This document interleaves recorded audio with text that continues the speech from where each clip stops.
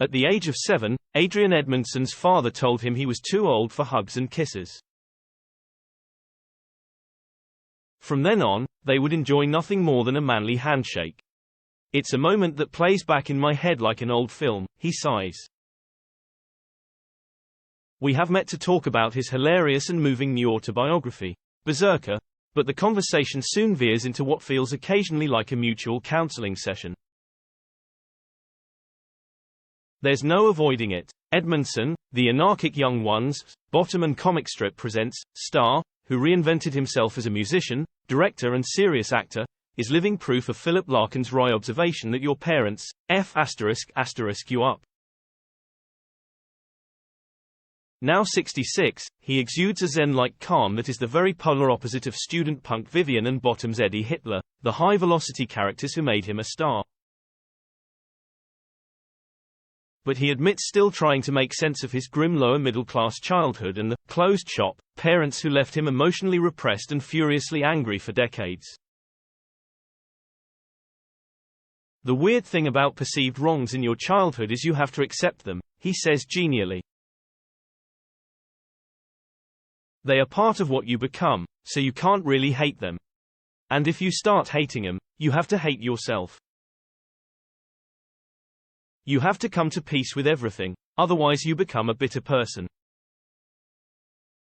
And this book has been a cathartic experience, sorting out who I am and finding, if not answers, then a settlement. I won't ever know what my dad really thought about me, but I've explored it and I'm going to leave it there.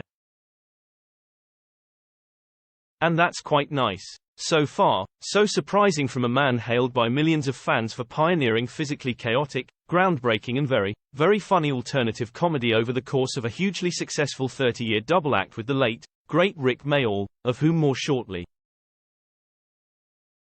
But open Berserker, a nailed-on bestseller and easily the most extraordinary, joyful and yet, at times, harrowing celebrity book of the year, and it becomes clear still waters run very deep indeed for its author. Yet, much as it might be justified, there's not a trace of self-pity. Born in Bradford, in 1957, Edmondson went to a different school almost every year until the age of 12 as his father Fred, a geography teacher, pursued a form of educational wanderlust, taking posts in Cyprus, Bahrain and Uganda. At every new place, he would have to justify his girl's name, Adrian or Addie, which he hated. As a young, specky Four Eyes, his words, he identified with the unfortunate Piggy in William Golding's Lord of the Flies. Music, books and adventures, mostly drinking and smoking, took the place of family. Performance became another escape, whether writing, directing and starring in school shows, or later playing in a band.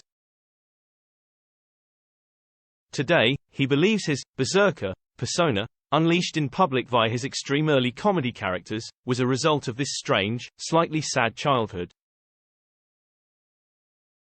I replaced the lack of love with a search for adrenaline, a hunt for danger and a thrill and a laugh, he explains. I just wanted excitement. And that's really what Berserker is. Someone who's off their TS on adrenaline and fueled by various other things. 5 years after his father confined their physical contact to handshakes, Edmondson, alone among his 3 siblings, was sent to boarding school in Yorkshire. Within a few weeks, he suffered his first beating. 4 whacks with a size 12 slipper became 8 and then 12 because, to the chagrin of the ghoulish assistant housemaster administering the thrashing, he defiantly refused to cry. A year later, he graduated to the cane, receiving 6 of the best, 11 times during the remainder of his school days for various infractions, often leaving his buttocks looking like the British Rail logo. Afterwards, ironically, he had to shake the master's hand. Writing his book, he reined back the corporal punishment because it was top-heavy, there was simply too much of it. During this time, he rarely saw his family, watching the non-abandoned boys leaving for their homes over the holidays while he was shunted off to distant relatives. All of which left him in 2007, ostensibly rich, famous and with a loving family. He married Jennifer Saunders in 1985, yet finally realizing that, thinking about how I'd kill myself almost every day, was not normal. I had problems with anger. I spent a lot of time hitting bits of metal with other bits of metal and shouting at the top of my voice, he explains.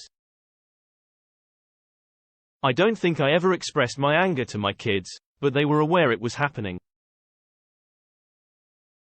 It was never directed at them. But, you know, I would shout in the car. Simple things like that. It's unpleasant to live with. He credits his salvation to a self-help book, Philosophy for Life, and Other Dangerous Situations by Jules Evans, exploring what we can learn from the ancient Greek Stoics.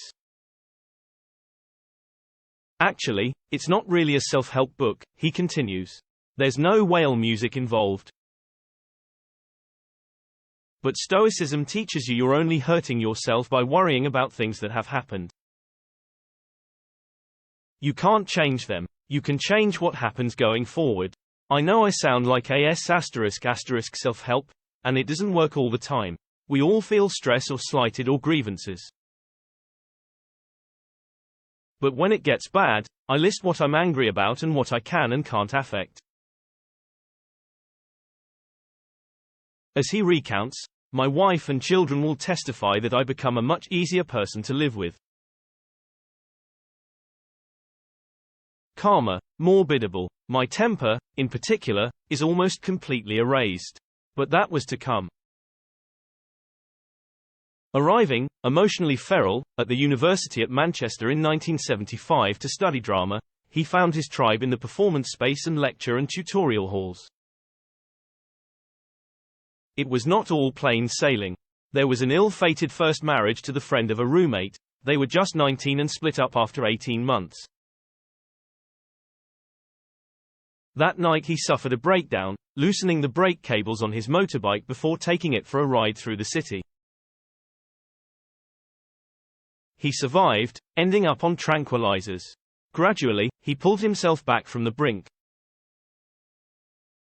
And a big part of that was the bloke he spotted on his first day at university, sitting in front of him on the bus in a dirty denim jacket with greasy, shoulder-length hair, blowing perfect smoke rings. Something about him demands attention. It was Rick Mayall, of course, though they didn't meet properly until their second year. There is a rather grainy and ever so slightly washed-out photo in Edmondson's book showing the pair beaming in front of a tiled fireplace under an L.S. Lowry print. It's a lovely, warm shot of two good-looking young men who, having finished university, like millions of young Turks before them, are going to change the world. And it's fair to say that, as pioneers of the alternative comedy that sweeps away the racism and sexism of their predecessors, they do. After some false starts, they combine as a double act. It's foremostly about making each other laugh and, for nearly 3 decades, that's how it works. At times, Edmondson's book feels like an exorcism, firstly, of his childhood, then of the legend of Rick Mayall, who died of a heart attack in June 2014, aged 56. That's not the intention, but in any kind of discussion about my life I have to admit he's one of the major influences, he says. It's about who I am, and who I am was my relationship with Rick for a long time. The ending of that relationship is a lot of who I am as well. The seeds of that ending were sown in the wake of Mayall's quad bike accident in 1998. He recovered but suffered a brain injury. But up until the very end, our relationship was always incredibly equal, he says.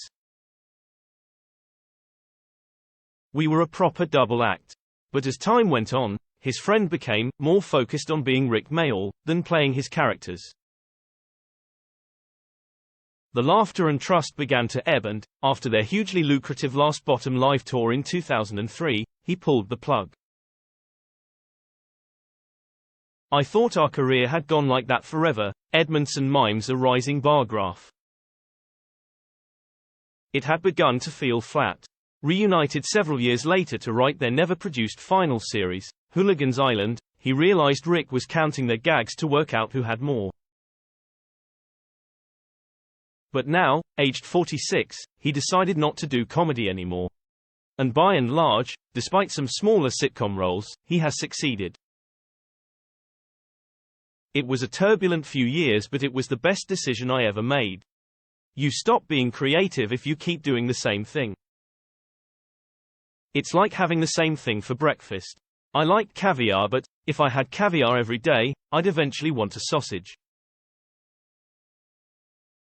Perhaps surprisingly, their revolutionary BBC sitcom The Young Ones, which ran for 2 glorious series in the early 80s, is mentioned almost in passing. As Edmondson put it, the show takes just 14 weeks of his life, yet looms disproportionately largely over pretty much everything else he ever does. It's not that I don't like it. I'm incredibly proud of it, and of my part in it, he writes. But it takes up too much space. One marvelous anecdote, however, recounts how legendary folk singer Joni Mitchell appears out of the blue while he is directing a music video in LA, hugs him and reveals she always dresses as Vivian at Young One's fancy dress parties.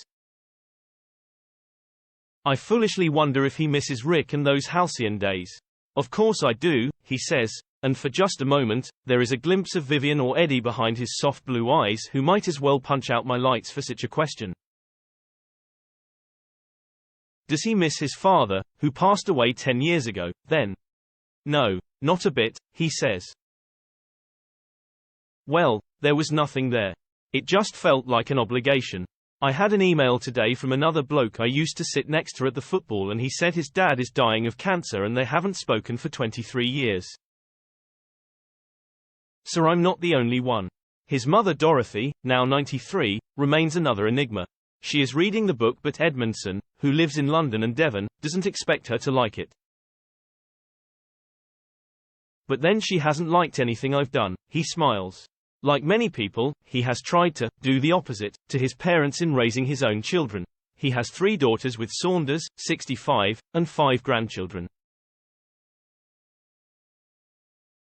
Are they competitive given her own huge success, with stand-up partner Dawn French and the sitcom Absolutely Fabulous? Why would you not want the person you love the most to be very successful? He chuckles. It's an odd thing. Well, you can be slightly successful, but don't be very successful. That would be an odd kind of love. Funnily enough, he had a recent social media spat with Jim Davidson, firmly of the generation of comedians who preceded the comic strip. Someone asked me about the comics we replaced, and I said it was this blatant kind of racist, sexist, homophobic comedy, and he tweeted me. His response was, "At least my wife's not funnier than me." I thought that was hysterical. Berserker, an autobiography by Adrian Edmondson, Pan Macmillan, £22, is out now. Visit Express Bookshop.com or call 020-3176-3832. Free UKPP on orders over £25.